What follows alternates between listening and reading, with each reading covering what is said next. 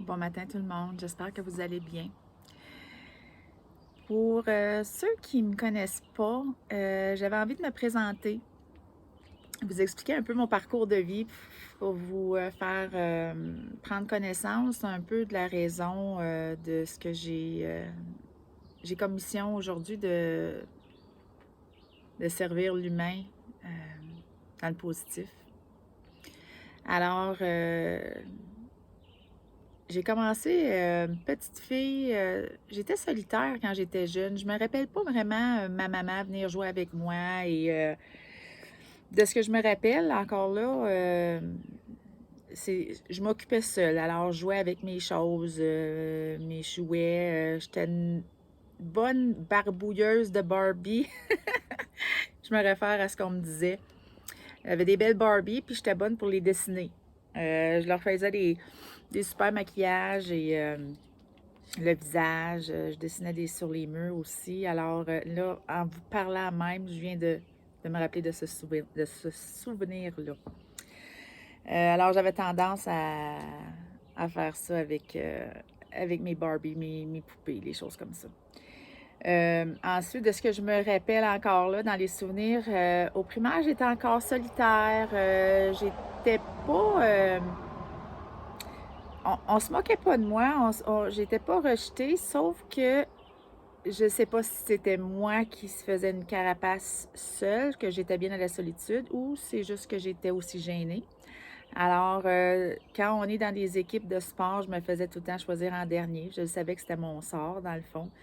Euh, c'est sûr que j'aimais pas ça, hein. Il n'y a pas personne qui aime ça, se faire choisir en dernier, mais c'était ça. Euh, de la maternelle jusque, je dirais, 5, 6e année, ça a tout le temps été comme ça. Et ensuite, il y a un professeur que j'ai beaucoup aimé, était remplaçante pour un professeur qui s'avait fait mal, blessé. Et cette professeure-là nous avait lu, déjà là, je vois la connexion à la lecture, au livre. Elle nous avait lu 2 livres dans la période de son remplacement et c'était La courte échelle. Et je me rappelais, elle fermait les lumières dans la classe et c'était un autre moment. Quand elle lisait, je voyais vraiment ce qui se passait. Il y en a une que c'était la courte pointe de la courte échelle et je voyais les morceaux de matériel se promener. Je voyais vraiment ce qu'elle lisait là. Ensuite, dans 5e, 6e, j'ai commencé à prendre un peu de poids. J'étais grassette. Et pour retourner à mon enfance, chez moi, j'ai un frère que j'aime à la folie. On a 7 ans de différence, il est 7 ans plus jeune que moi. Et mon frère était toujours plus privilégié dans la nourriture. Est-ce que c'est parce que j'étais grassette? Je ne sais pas, je comprenais pas exactement peut-être le choix logique derrière ça, mais j'acceptais. Ma mère pouvait cuire une livre au complet de bacon et mon frère pouvait la manger au complet juste à lui. J'avais peut-être un morceau de bacon à travers ça. Et ça, oui, ça me dérangeait parce que j'aimais la nourriture. Mais j'en faisais pas de cas. Mais oui, ça venait me chercher à quelque part. Mon frère se nourrissait juste de chips, de la malbouffe dans le fond. Mais moi, je pouvais pas en prendre. Ou je me dépêchais quand je revenais de l'école, me prendre une coupe de poignées de chips. Ou quand mon frère montait dans ma chambre en haut avec son sac de chips, je demandais des chips à mon frère. Je m'en ferais de chips. Ouais. Il mangeait un pain qui vidait au complet de la mie, des liqueurs, des 2 litres de liqueur. Moi, ma mère, elle m'achetait de la liqueur diète. Mais il faut mettre en contexte que ma famille, peut-être l'apparence était importante inconsciemment parce que mon père, lui, il s'entraînait, il était bodybuilder dans des compétitions. Alors, je sais que l'image était importante, à quel point, mais c'était go with the flow, c'était correct, c'était comme ça.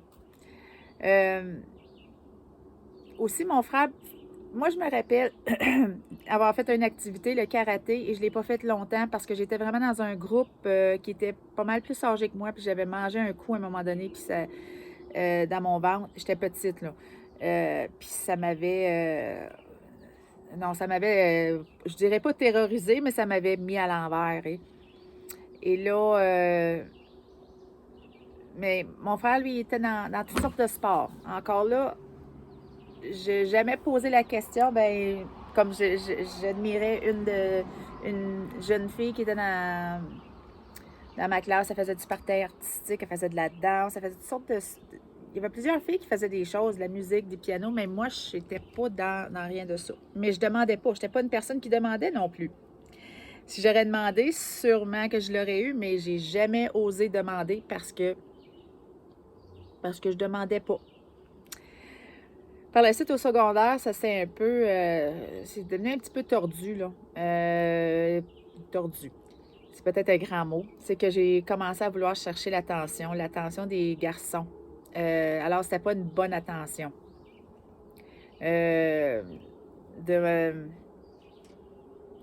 Écoutez, exemple, me mettre une blouse blanche transparente pour voir la brassière à travers. Je voulais vraiment... je pense que c'était peut-être le reflet de ce qui se passait, qui avait été négligé, même peut-être de ma part, plus jeune.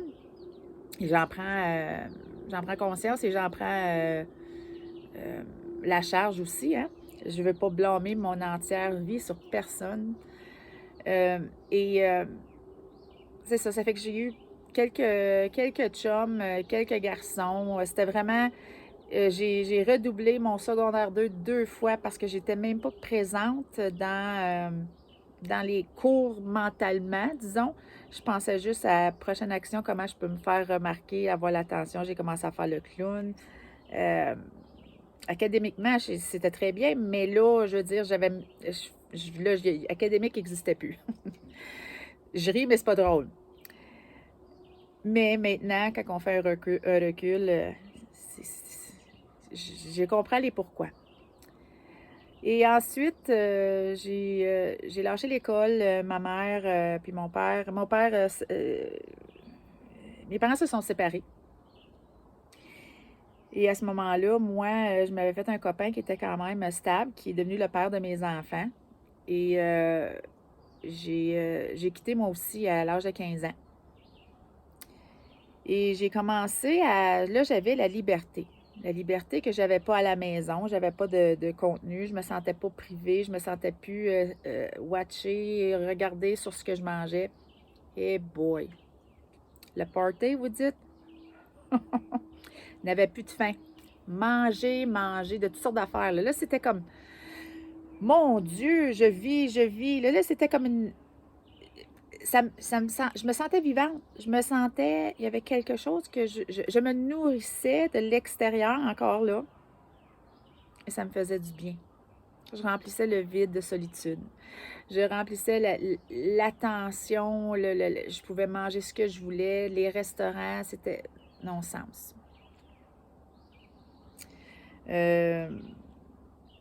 J'ai vécu ça pendant plusieurs années. Je suis devenue obèse morbide, 350 livres. J'ai fait toutes les diètes possibles qu'il n'y avait pas. On dirait que là, c'était comme emplir le creux que j'ai tout le temps eu, que je ne prenais pas action à régler plus jeune. Mais quand on est plus jeune, des fois, on n'a pas toutes les ressources. Si on aurait toutes les ressources, on serait pas... je ne serais pas... je serais pas la personne de qui je suis aujourd'hui, hein. Alors, c'était un train de haut et de bas.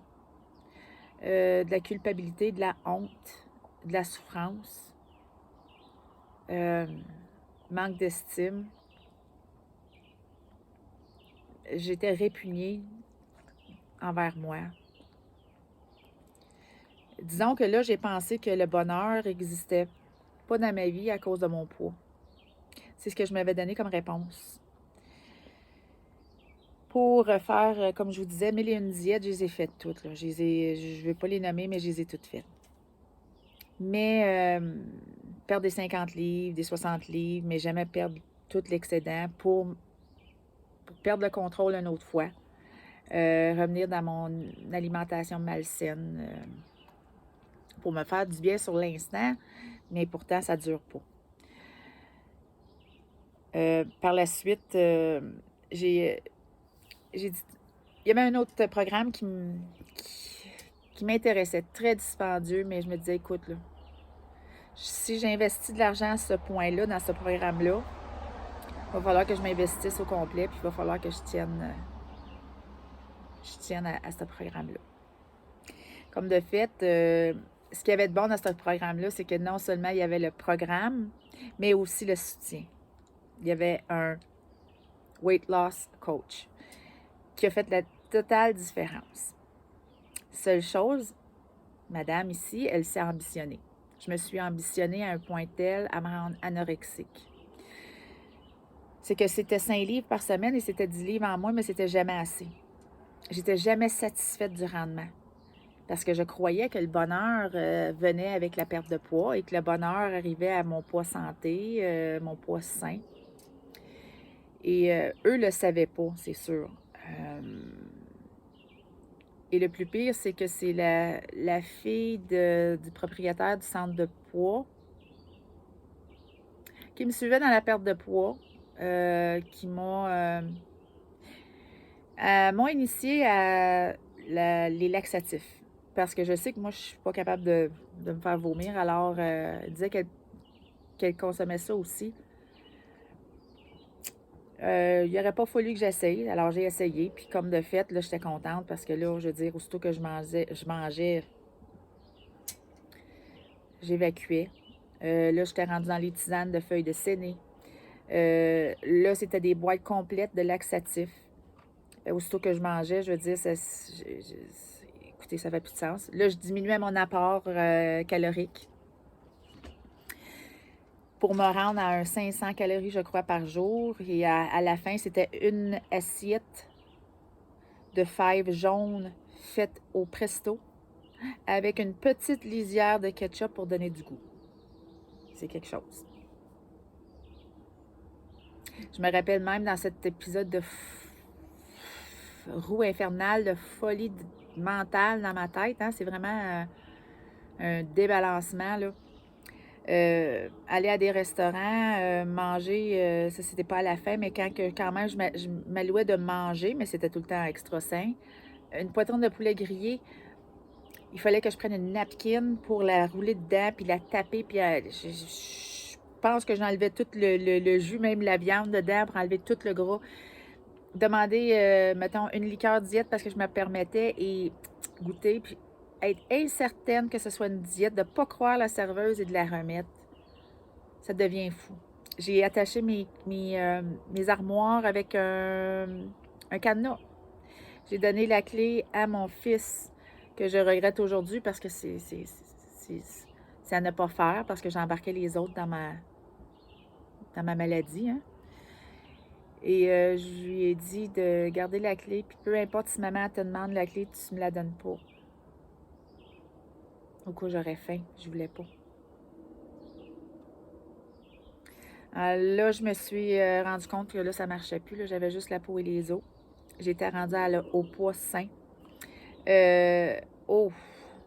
Là, c'était plus drôle parce que je pensais que les feux d'artifice, c'était pour éclater, que j'étais pour avoir un char de l'année, que j'étais pour danser sur des bars érotiques, que j'étais pour être une autre femme, que le bonheur était pour être là. Mais quel mensonge que je me suis fait. Quelle croyance absurde de penser que la perte de poids, c'est le bonheur. Ne croyez pas à ça, s'il vous plaît. Pour me réveiller, que j'ai plus de menstruation. Cliniquement déclarée anorexique. Je m'en vais voir le médecin, je suis plus capable, je n'ai plus de force physique, je suis plus capable de sortir de la maison. Par crainte de sentir la nourriture, par crainte de céder, je craque. Je vais voir le médecin et je suis rendue vraiment à un épuisement mental. Je ne pouvais plus sortir de ça par moi-même. À ce moment-là, j'ai eu le médecin qui m'a référé à un psychologue, psychiatre. qui a été inefficace pour moi. Le psychologue, lui, avait de l'embonpoint aussi. Aussitôt que je lui parlais de la nourriture, il bavait. C'était pas intéressant. Et le psychiatre, lui, m'a référé à un livre de Seven Keys to Weight Loss Success de Dr. Phil. Alors, c'était pas ce qui était de mieux pour moi. Par la suite, j'ai eu des antidépresseurs et je vous dirais, la première journée que j'ai pris l'antidépresseur, je pensais pas que c'était pour être efficace comme ça. C'est que j'ai senti une lourdeur de sur mes épaules partir. Et ce matin-là, j'ai été m'asseoir dehors à l'extérieur de la maison. J'étais encore avec la part de mes enfants et j'étais seule avec un café. J'écoutais. Et j'ai entendu la plus belle chose qui puisse avoir réveillé ma vie. Chant des oiseaux.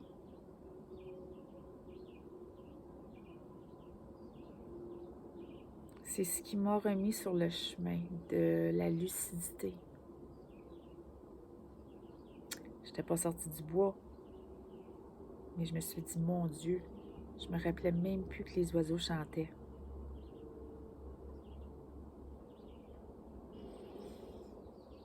Oui.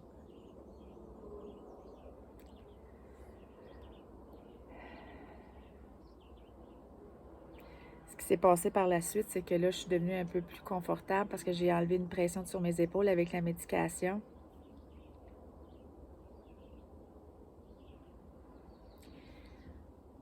Mais ça l'a fait l'inverse. Alors, je suis devenue boulimique. J'ai mangé, j'avais vraiment pas de fond. Et mangé.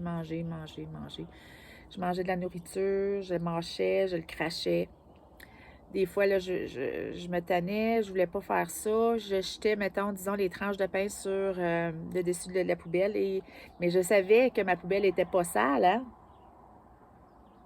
Je retournais chercher les tranches de pain. Je les mangeais, je les crachais.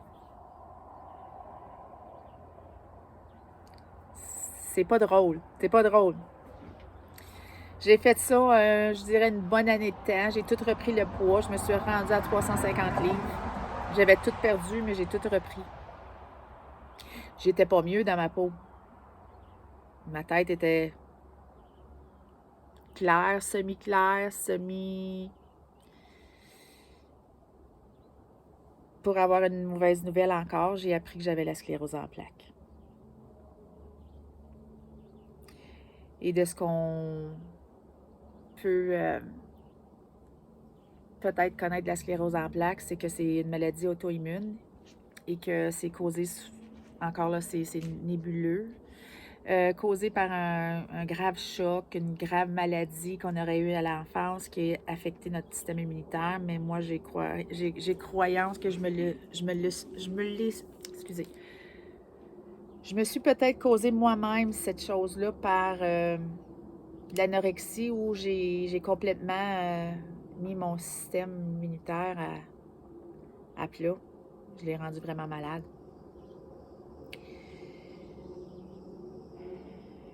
C'est toute une tape, ça, encore. J'en revenais juste pas. Ma mère, elle pleurait. Et à ce moment-là, n'oubliez pas, hein, j'étais à 350 livres. Et la première chose qui s'est passée pour que je sache vraiment que je courais après ma fille dans le terrain et j'avais remarqué que j'avais la grosse orteille de ma jambe droite engourdie, mais ma mère, non, moi, je pensais peut-être que c'était ma grosseur, c'était mon poids. Mais à un moment donné, c'est que je courais après ma fille dans le terrain et là, ma jambe, elle manquait. Puis là, je m'enfargeais puis je tombais. Fait que ma mère, elle m'a dit, va te faire checker, Nancy. J'ai bien fait. J'ai su à ce moment-là, avec tous les tests, que c'était ça. De ma croyance, excusez.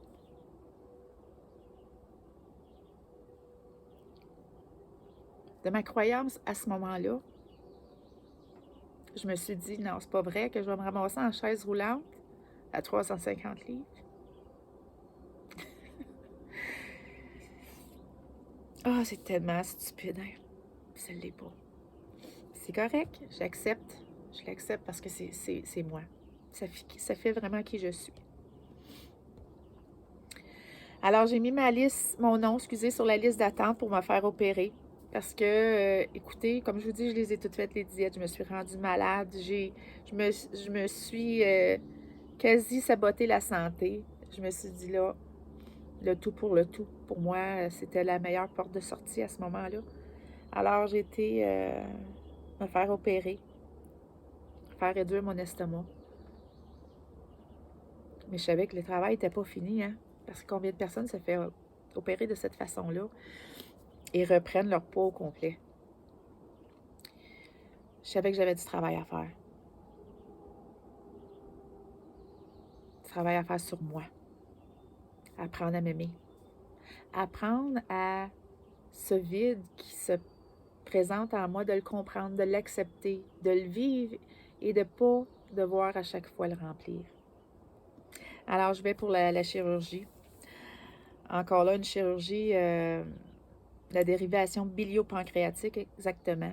J'ai eu une grande opération coupée sur le long. Je me suis réveillée, j'étais encore entre la vie et la mort parce que je faisais une réaction. Alors, mon pouls, il n'y en avait presque pas.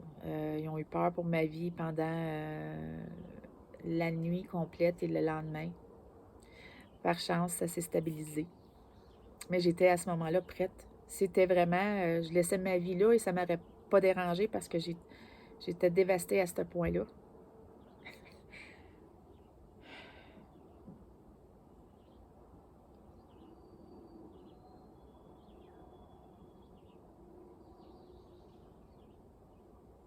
Pouvoir en ressortir plus grande, par exemple. Pour être ici aujourd'hui puis vous parler. Puis vous dire que je suis une femme résiliente. Là, je pleure, mais c'est de la belle peine. C'est de la belle peine. Je veux tellement vous faire comprendre, les humains, que peu importe qui vous êtes, où vous êtes, que tout le temps meilleur, que tout est changement. On ne reste jamais dans l'ombre tout le temps. Oui, encore dans ma vie, il y a des moments qui sont plus ombrageux, mais il y a tout le temps la lumière. Et quand je suis consciente maintenant que la lumière est toujours là, que je peux la mettre maintenant moi-même quand je le veux, quand ça va pas trop bien, je sais où aller la chercher. Ça fait la différence. Ça fait vraiment la différence. Et j'ai ressorti de ça, journée après journée, très dure. Et en 2009, on est en 2022 en ce moment et je maintiens mon poids. Je vous dis que ça, tous les jours, je fais attention à mon alimentation parce que moi aussi, je ne passerai plus dans le cadrage de porte encore. Alors, c'est une histoire de vie, mais je me nourris plus. Je me nourris pour vivre, plus pour remplir un vide. C'est vraiment... Ma nourriture est pour fonctionner dans mon quotidien. Mais j'ai dû passer au travers de plusieurs choses. J'ai tombé sur un livre qui s'appelle Le Secret. Premièrement, un autre éveil, chant d'oiseau. Le secret, qui était simple, mais c'était que ce que j'ai ressorti, c'est que ce qu'on offre nous revient. Alors, j'ai commencé à faire des petits gestes et j'ai commencé à voir, wow, autant faire du bien à l'autre que ça me faisait du bien à moi. Et ça m'allumait, ça me remplissait. Ça faisait ce que je voulais.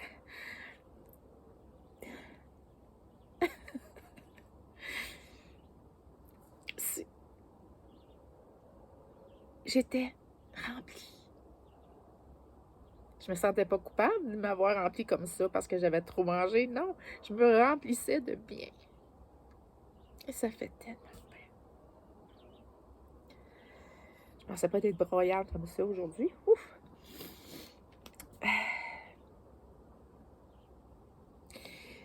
Et par la suite, j'ai eu avec le père de mes enfants, j'ai été quand même 19 ans de temps avec lui, mais à un moment donné, j'ai fait abstraction que c'était pas la vie que je voulais avec un conjoint. Et quand j'ai dit à mon conjoint que je voulais quitter, à ce moment-là, la relation est devenue toxique. Le père de mes enfants n'a pas accepté. Que je quitte, alors c'est devenu malsain. J'ai eu une relation malsaine d'abus mental, d'abus physique,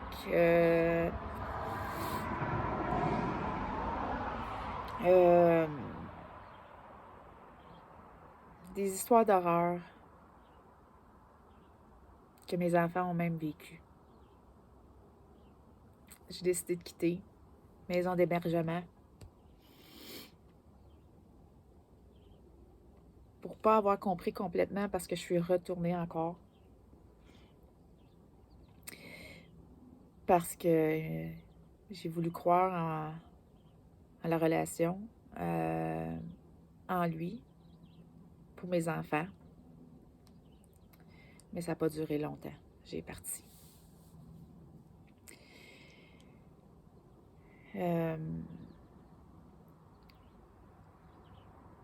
À ce moment-là, je me suis promis de prendre le temps pour moi, de reconnaître mes valeurs, de me reconnaître moi en tant que femme, en tant que moi, Nancy, moi, là. Qui je suis, ce que j'aime pas, puis de l'appliquer de plus en plus dans ma vie. Alors, je me suis rebâtie petit à petit et j'ai pris conscience de plusieurs choses. Et j'ai vu que pour moi, ma mission, c'était vraiment d'aider l'autre, être dans le chemin de l'autre, le faire, prendre conscience que tout est possible. Je l'ai fait. Vous êtes capable, vous aussi. Je suis partie. Je me suis acheté une maison, j'ai battu des ailes, j'ai rencontré un homme fabuleux. Après 2 ans, on s'est mariés. Pour moi, il n'y avait aucun problème. C'était connexion. Il décide de quitter pour aucune raison valable.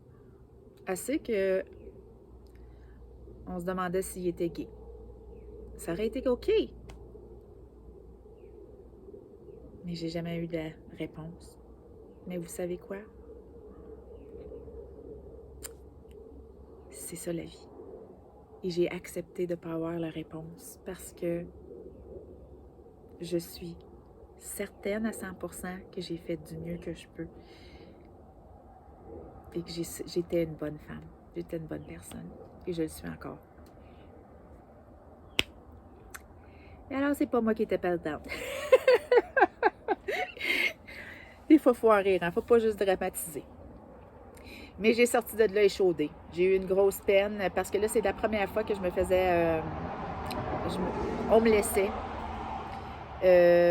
Surtout que j'avais pas un sens nécessairement à ça. Alors, dans l'espace de, je croirais, mon Dieu, une semaine et demie, j'ai perdu 20 livres.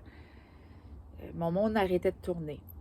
J'ai jamais eu, je vais vous dire aujourd'hui, sur le cœur de mes enfants, j'ai jamais eu aucune idée noire dans ma vie entière, malgré tout ce que j'ai passé, parce que j'ai tout le temps eu certitude, avec affirmation, qu'il y a toujours moyen de s'en sortir, peu importe la situation.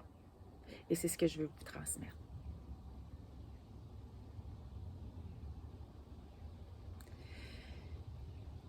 J'ai rencontré un autre homme avec qui je suis aujourd'hui.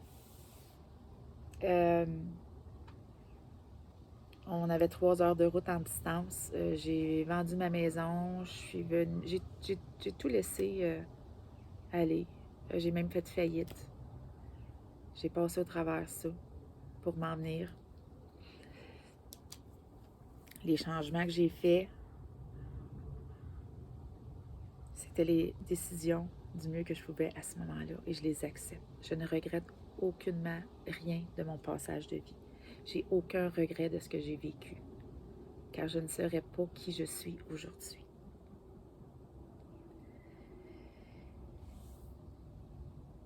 Je suis massothérapeute. J'ai pris un cours de massothérapie. J'ai été à l'université pour être travailleuse sociale. C'est tout le temps dans le travail de faire du bien à l'autre. Pose d'ongles, pose de cils. J'ai 1001 diplômes. Mais qui peu importe, ça n'a pas d'importance. L'importance, c'est l'essence, qui je suis. Je sais que mon vidéo est long, j'espère que vous l'écoutez. Puis j'espère que vous ressentez quelque chose qui vient vous chercher à quelque part. Et oui, j'ai omis certaines choses parce que ça fait... On a toutes des passages. Et j'ai tombé sur une formation. J'ai pas tombé, j'ai cherché pour cette formation-là. Parce que je voulais être coach. J'avais même travaillé dans le domaine où j'avais perdu ma perte de poids, puis j'avais travaillé avec d'autres humains. J'étais weight loss coach et j'avais adoré motiver la personne.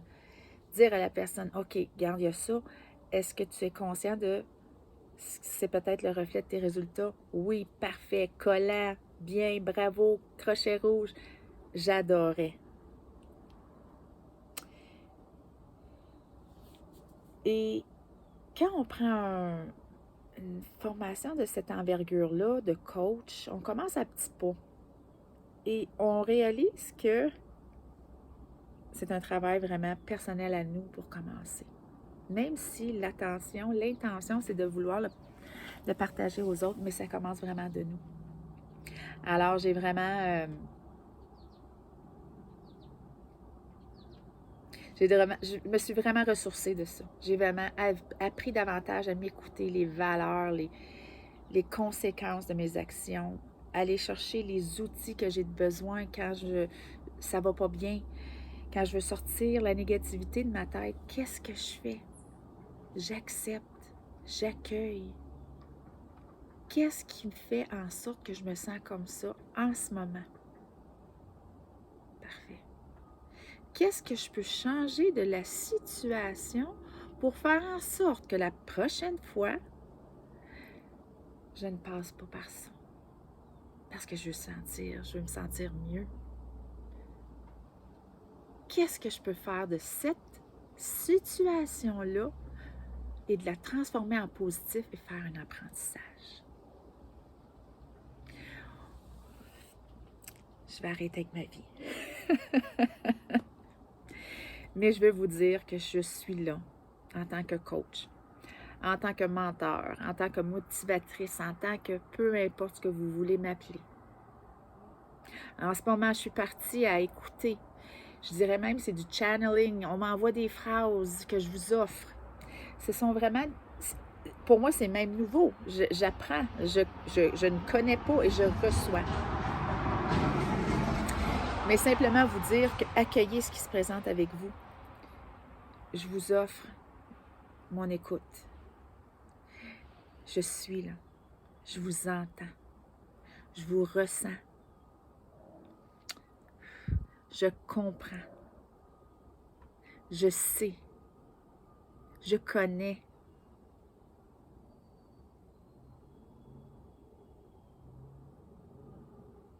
La connexion. Le rassemblement.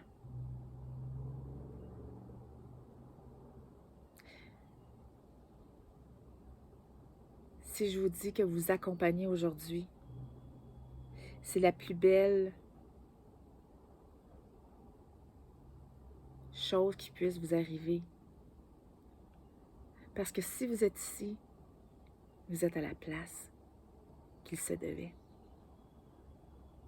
Mon accompagnement est vraiment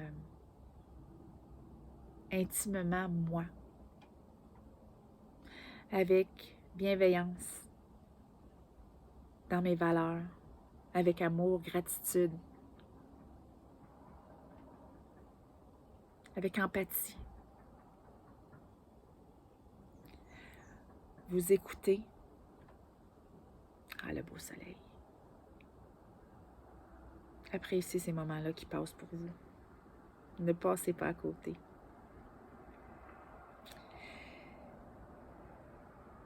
De vous suivre. Je vous dis pas que c'est facile. Ce serait de vous dire menterie, mensonge, bullshit. Mais de vous dire que ça en vaut la peine de prendre le chemin, de voir vos compétences, de voir vos valeurs. Moi, je suis là pour vous guider. Vous avez toutes vos réponses. Mais je suis là juste pour ouvrir des fois des petits chemins que vous avez peut-être oubliés qui étaient toujours là. De mettre de la lumière, du soleil dans le sombre. Et de savoir qu'il y a quelqu'un qui vous aime, qui vous comprend. On parle du même langage. On veut être mieux. On veut se sentir mieux. On veut se sentir vivant. On veut se sentir motivé. Alors, ici maintenant, comment on se sent? Comment êtes-vous aujourd'hui? Qu'est-ce que vous voulez à la place?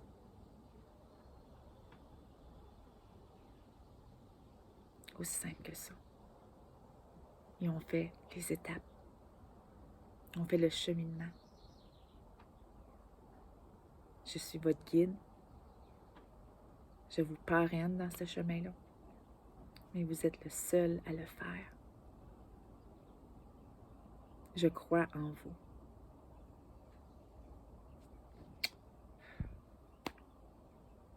Mon nom, c'est Nancy Dupuis. Et je suis contente de vous avoir dans ma communauté. Et venez voir ma page Facebook, sous peu, site web. Je suis à me découvrir aussi. Mais je sais que j'ai beaucoup de confiance en ce que vous pouvez être. Et que je peux vous offrir ce soutien-là pour vous rendre à vos plus beaux rêves. Bonne journée. Bye.